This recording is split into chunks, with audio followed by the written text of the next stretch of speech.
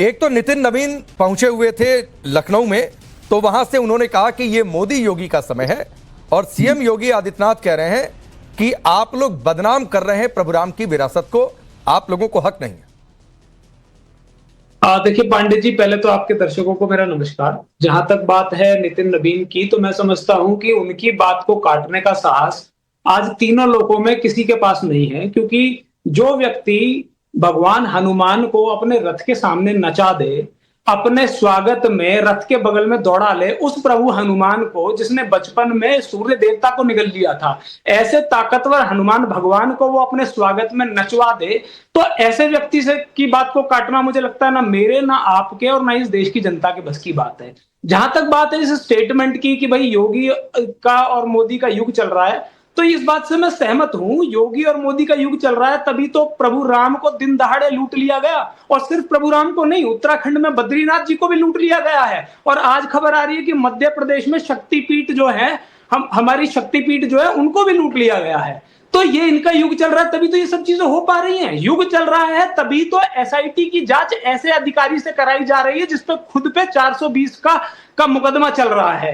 SIT जो बनाई गई है जांच के लिए, आज तक ये नहीं बताया जा रहा है कि भाई कितना माल जो है अब तक जो है कितने माल की चोरी हुई है। ये तो कहा जा रहा है कि 40 दिन की जिसकी फुटेज है उसमें 70 बार चोरी हो गई है, लेकिन मंदिर जो 6.5 साल से चल रहा है उसका हमारे पास कोई रिकॉर्ड नहीं है।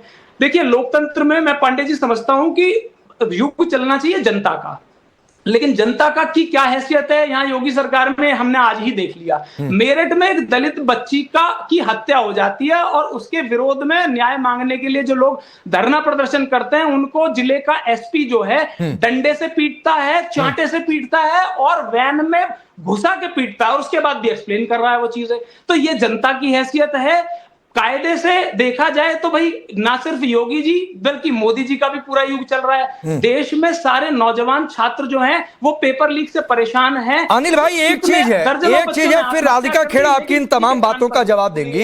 एक चीज है, ये क्यों बार बार ये कहा जाता है और ये बार बार इस बात को लेकर चर्चा चल रही है कि सामने चुनाव है यूपी में, सामने चुनाव है उधर पंजाब में, तो ये सनातनी बनने की होड़ लगी हुई है। क्योंकि आपकी पार्टी के एक नेता ये कहते हैं, जो सिटिंग सीएम है, कि कांग्रेस तो एक वर्ग की ही पार्टी है, नाम लेकर कहते हैं मुसलमान।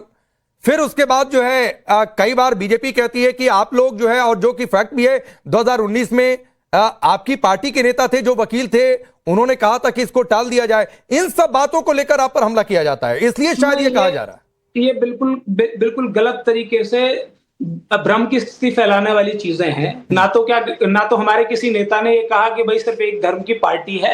कांग्रेस पार्टी ऐसी है जो हर धर्म की है, हर जाति की है, और ये मुझे लगता है कि मीडिया में भी कई बार ये खबर आ चुकी है कि भाई इस तरीके से नहीं कहा गया था। जहां तक बात है कि राजनीति की बात कौन कर रहा है, देखिए मुझे ये नहीं समझ आ रहा है। योगी आदित्यनाथ जी कह रहे हैं कि अयोध्या को बदनाम किया जा रहा है। अरे बदनाम करना तो इसे कहते हैं जो आपने किया है। आपके चेले चपाटे दान के पैसों से अपनी गर्लफ्रेंड का फोन खरीद रहे हैं, कोई 2 मंजिला मकान बना रहा है, कोई शादियां कर रहा है बड़ी बड़ी, कोई जमीन खरीद रहा है। आज भी योगी आदित्यनाथ जी की एसआईटी ये नहीं बता पा रही है कि वो जो 22 करोड़ की जमीन थी वो 112 करोड़ में क्यों खरीदी गई। जो सरकारी जमीन, जो नजूल की जमीन थी, सिर्फ योगी आदित्यनाथ जी चाह लेते तो वो वैसे ही ट्रस्ट को मिल जाती, अलॉटमेंट हो जाती, लेकिन उस पर भी करोड़ों खर्च करे गए। खुद वहां के इंजीनियर ने कहा कि कंस्ट्रक्शन में, मंदिर के कंस्ट्रक्शन में 40% तक कमीशन मांगा गया। जब इतनी सारी बातें आ गई हैं और हम जवाब मांग रहे हैं, तो चंपत राय कहता है अब मैं मौन व्रत पे चला गया हूं। तो मजाक समझ रखा है, हम इसे राजनीति करना नहीं। ठीक है, मैं आगे बढ़ता हूं। एक चीज दुरुस्त करते हुए अनिल भाई, मैं आगे बढ़ता हूं। एक चीज दुरुस्त करते हुए, जो रेवंत रेड्डी ने कहा था उसको एग्जैक्टली कोट अनकोट कर देता हूं। और उन्होंने यह कहा था कि आज कांग्रेस की ताकत मुस्लिम भाई बहनों की वजह से ही है। दोनों हमेशा एक दूसरे के साथ खड़े रहे हैं, जिसको लेकर यह बार बार कहा गया कि कांग्रेस का मतलब मुसलमान और मुसलमान का मतलब कांग्रेस। मैंने एग्जैक्टली कोट अनकोट कर दिया है। ये आपने बिल्कुल कोट कर दिया, ठीक है। लेकिन मैं एक बात बताता हूं, एक राजनीतिक दल जो होता है उसमें सभी की ताकत लगती है। ठीक है सर, ठीक है, सभी की ताकत लगती है। मुसलमानों की भी ताकत है, हिंदू की भी ताकत है, हर धर्म जाति की ताकत है। और बात, सवाल ये नहीं है, सवाल ये है कि भाई क्या जो हिंदुओं के ठेकेदार बनते हैं, क्या उनको लाइसेंस मिल गया है मंदिरों को लूटने का? मैं तो ये पूछ रहा हूं। ठीक है, राधिका खेड़ा, आपने ठेकेदारी की और आपके ही राज में लूट हो गई, और एक जगह नहीं, 4-4 जगह। सभी को जय श्री राम।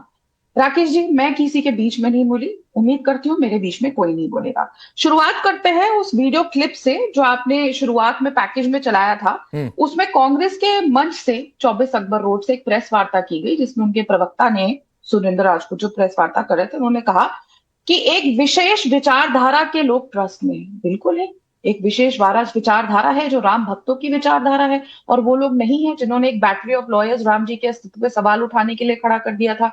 वो लोग नहीं है जो कहते हैं कि हिंदू हिंसक होते हैं। वो लोग नहीं है जो बतौर सार्वजनिक रूप से जो पार्टी कहती है, जिसके पार्टी के राष्ट्रीय मुखिया के सुपुत्र कहते हैं कि सनातन धर्म एक बीमारी है और उसे खत्म कर देना चाहिए। बिल्कुल ऐसी विचारधारा के लोग नहीं है। वहां पे सिर्फ प्रभु श्री राम के भक्त हैं। वहां पे उस विचारधारा के लोग भी नहीं है जिन्होंने मासूम कार्य सेवक के ऊपर गोलियां चलाई। वहां पे उस विचारधारा के लोग भी नहीं है जिनके नेता खड़े होकर छाती ठोक के कहते हैं मैंने तो गोली चलवाई थी और जरूरत पड़ी तो और चलाऊंगा। उस विचारधारा के भी लोग नहीं है जिनके नेता सदन में खड़े होकर कहते हैं कि प्रभु श्री राम एक इलीगल ऑक्यूपेंट है अयोध्या में। तो बिल्कुल भी इस विचारधारा के लोग नहीं है। ना उस राजमाता की विचारधारा के लोग हैं जो कहती है लंका का जो कुल है वो नहीं था, जो कहती है कि राम जी एग्जिस्ट नहीं करते। बिल्कुल नहीं है उस विचारधारा के लोग, ना थे, ना है, ना होंगे।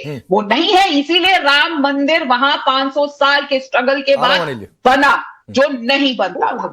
खैर, दूसरी बात, ये तो बिल्कुल साफ बात है, कांग्रेस पार्टी हमेशा कहती रही है कि हम एक धर्म के लोग की पार्टी है।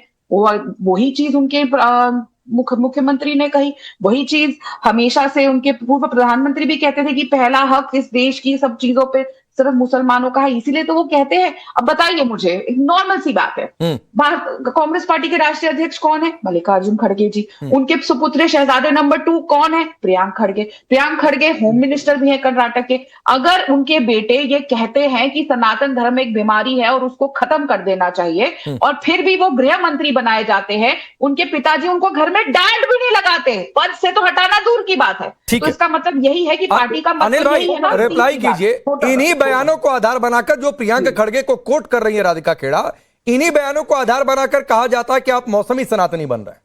नहीं, असल में अगर बयानों की बात करी जाए तो एक नेता ने कहा था कि उसे रम में राम दिखाई देते हैं और थर्रे में हनुमान जी दिखाई देते हैं और जिनमें मां जानकी दिखाई देती हैं। वो नेता जो है वो भारतीय जनता पार्टी में, और उस नेता के बेटे को उत्तर प्रदेश में मंत्री बना रखा है। तो ये तो इनकी विचारधारा है कि एक विचारधारा के लोग हैं।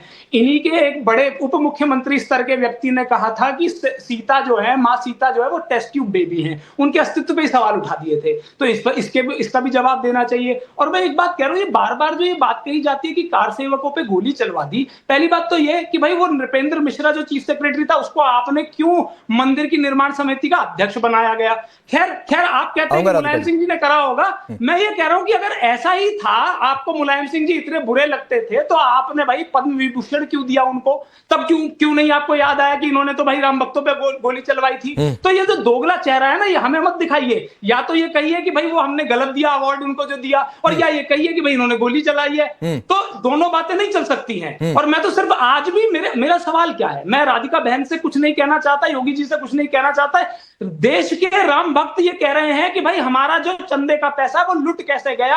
आपका जब अपर मुख्य सचिव जो है वो उस कमेटी में था, जो ट्रस्ट की समिति थी, जिलाधिकारी उसमें था, तब कैसे लुट गया? और इतना सब कुछ होने के बाद भी आप ट्रस्ट में जो अभी वो चंपत राय के बदले में जो आए हैं, बजरंग करके उनका नाम है, वो कौन है? उनपे भी खुद आरोप लगे हुए हैं भाई भ्रष्टाचार के। तो अनिल भाई अभी आए नहीं है। अनिल भाई थोड़ा सा फैक्ट आपको दुरुस्त कर दूं, सुनिए, अभी चंपत राय के बदले कोई आया नहीं है। अभी सिर्फ एक अंतरिम व्यवस्था बनी है, कृष्ण मोहन जी को जिम्मेदारी दी गई है। तो अभी जिनका आप नाम ले रहे हैं, चर्चा उनकी जरूर है, लेकिन अभी कोई आया नहीं है। 22 तारीख को ट्रस्ट की अगली मीटिंग है। तो सर थोड़ा सा फैक्ट दुरुस्त करके आगे बढ़ते हैं, गलत कोट नहीं करते हैं। नहीं, ऐसे व्यक्ति की चर्चा भी होना जिसपे खुद आरोप लगे हैं। अब छोड़िए ना चर्चा की अनिल भाई, प्रियांक खड़गे ने कहा ना कि सनातन एक बीमारी की तुलना, अरे तो चर्चा हो रही है। में एसआईटी की अध्यक्षता जो कर रहे हैं उन पर 420 का मुकदमा है या नहीं है? ये क्या दिखाता है कि सरकार के पास अच्छे अधिकारी बचे ही नहीं है, सब करप्ट अधिकारी बचे हैं। ठीक, राधिका खेड़ा, यहाँ पे इन्होंने सबसे नृपेंद्र मिश्रा जी की बात करी।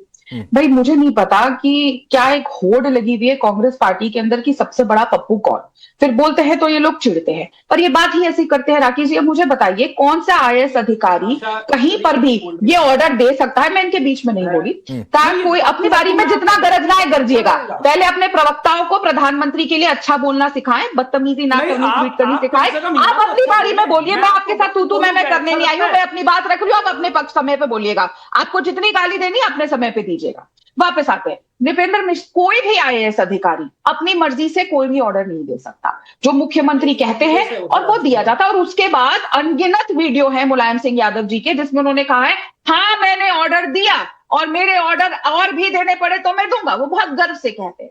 पर इनको क्यों डिफेंड करना है मुलायम सिंह यादव जी को मुझे नहीं पता, लेकिन मेरी बात कंप्लीट कर, राकेश जी मैं किसी के बीच में नहीं बोलती, प्लीज इनको कंट्रोल करिए। दूसरी बात, अब ये सवाल आता है कि हमने उनको क्यों सम्मानित किया। देखिए भारतीय जनता पार्टी और हमारे नेता माननीय प्रधानमंत्री श्री नरेंद्र मोदी जी, इस देश के प्रधानमंत्री, वो हमेशा से एक बात कहते हैं, सबका साथ सबका विकास। हम ये नहीं कहते हम सिर्फ मुसलमानों की पार्टी है, हम सिर्फ हिंदुओं की पार्टी है। अगर वो सिर्फ मुसलमानों की पार्टी है, उनको सिर्फ मुसलमानों का ध्यान है, इसका मतलब ये नहीं है कि उन्होंने जो उत्तर प्रदेश के लिए किया अपने समय में कुछ तो अच्छा किया ना, इसलिए उनकी 2 बार सरकार मिली। तो जो उन्होंने अच्छा किया उसको तो हम दरकिनार नहीं कर सकते। अब आप अपनी ही पार्टी में सरदार वल्लभ भाई पटेल जी को दरकिनार कर देते हैं, अपनी ही पार्टी में लाल बहादुर शास्त्री जी को दरकिनार कर देते हैं, अपनी ही पार्टी में हर उस इंसान को दरकिनार कर देते हैं जो नेहरू गांधी परिवार नाम के गांधी परिवार का हिस्सा नहीं है। तो ऐसा तो नहीं होता। मैं आगे बढ़ता हूं, जरा मनोज यादव को डिबेट में हम अम्बेडकर जी का भी सम्मान करते हैं जिनको आप सबने मिलकर हराने का काम किया। ठीक है, मनोज यादव जी को डिबेट में लाता हूं जरा, तो फिर